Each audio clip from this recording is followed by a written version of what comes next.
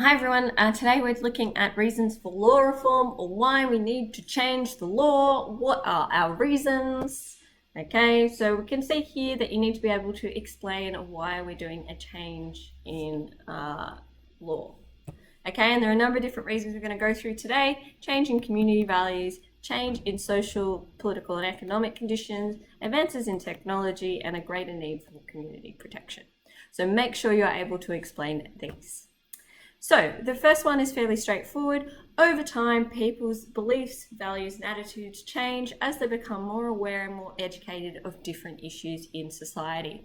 Therefore, it's important to ensure that our laws reflect these changing values. So once upon a time, same-sex marriage was illegal, and through community support and community involvement, it has become legal.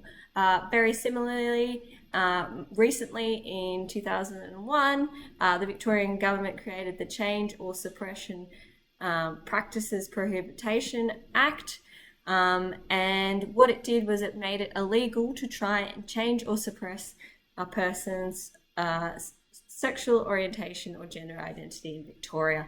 This came after a number of churches, a number of organisations were found to engage in practices that would encourage someone to change their sexual orientation, and actually led to a lot of psychological damage for those people. So this was about improving acceptance in the community by banning these practices. Okay, a second reason is changing social conditions. As Australia's population grows and changes, laws need to be changed in order to ensure that we can all live, I don't know why it says live together in a peaceful community and maintain our basic living standards. Okay, so there's lots of different community issues that come up. This might be domestic violence, binge drinking, gang-related crime, online gambling, and obesity epidemics, and so the aim here is to reduce incidences of harm and ensure that the community can live as cohesively as possible. So a recent example, during COVID, there was a rise in far-right activism, and in response to this, the Victorian government introduced the first ban on the use of SWAT stickers to try and limit the use of SWAT stickers and the display of SWAT stickers to try and limit far-right activism, which caused a lot of social harm during this time. A second reason is changing economic conditions.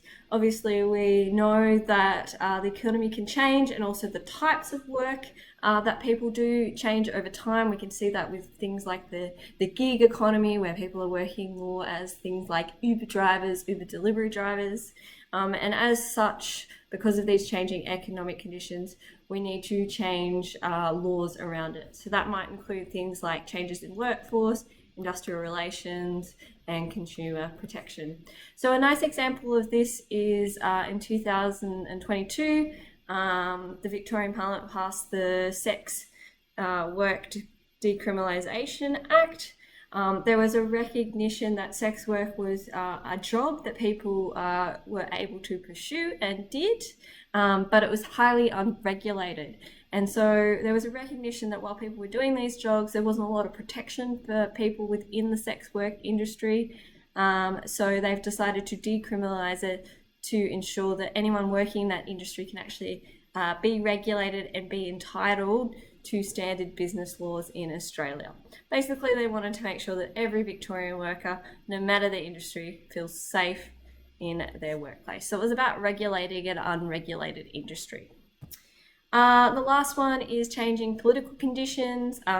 We saw that after the 2001 attacks, or September 11 attacks, that political circumstances can change often, and some examples of that might include terrorism, refugees, such as coming from Ukraine, for example, who we trade with, and also changes in leadership. So we try to make laws that reflect these political changes that occur around the world. And most recently, or the one that we often think about, is the way in which we've changed our counter-terrorism laws over time. So another reason for law reform, a big one, is the fact that we have advances in technology. Okay, we didn't have the internet 100 years ago. We didn't have TVs 100 years ago. So we need to ensure that we make laws and problems that come up with those new technologies. We need to ensure that we can make laws on that reflects the community. So as technology is constantly evolving and changing, it's important that our laws are updated. So lots of different examples here. You can see cyberbullying, cyberstalking, identity theft, online scams, invasion of privacy, medical advances, and scientific achievements are all things that might relate to this. So a fairly recent example, when we got the use of smartphones and we could take photos of people, there was an increase in what is known as upskirting, which basically means that, well, often it means someone taking a photo of someone else without their knowledge, often under their skirt. So with recognition that this was a new offence that was occurring that hadn't previously occurred before the use of phones, they've developed the Summary Offences Act in 2007, which banned any indecent filming of someone without their knowledge, which included obviously photos and videos of people and their genitals. Okay. The last reason for law reform today is the greater need for community protection. Law reform is changing consistently to ensure that individuals and groups in our community feel safe and protected. So really common examples is the fact that 50 years ago we supported smoking. We recognized that that was a health issue, and that we needed to make laws to prevent people smoking or limit people smoking in order to protect their health. Okay, so this can also extend to the health of animals and the environment. And probably most recently and most related to you guys is the use of vapes. In Victoria, they passed a law to ensure that anyone under the age of 18 and over who possess or use nicotine e-cigarettes or e-cigarette cutters that contain nicotine or nicotine liquids, they must have a prescription in order to do that. So vapes should, if they've got nicotine in them, should come with some sort of prescription from the doctor. Whether they do or not is an interesting thing, and it's still controversial today.